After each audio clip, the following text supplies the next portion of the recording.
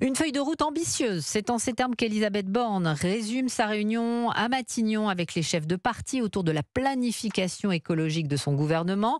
Parmi les grandes lignes, la rénovation des logements, mais aussi l'accélération sur la voiture électrique. Justement, un nouveau bonus écologique arrive l'an prochain. Pour y avoir droit, les véhicules devront obtenir un certain score environnemental. Quels seront les critères, Hugues de Tournemire ? Eh bien, il y en a 4. Tout d'abord, le poids du véhicule et les matériaux utilisés.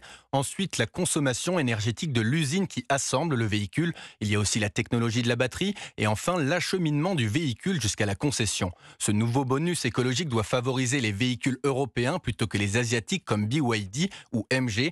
Car sur le seul critère de la batterie, par exemple, une production en Chine émet jusqu'à 3 fois plus de CO2 qu'une production en France. Les constructeurs ont donc jusqu'au 10 octobre pour soumettre le dossier de candidature de leur véhicule.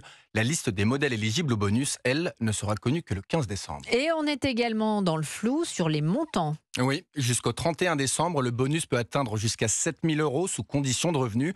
Mais on sait que l'exécutif veut augmenter l'enveloppe. Cet inconnu persiste pour 2 raisons.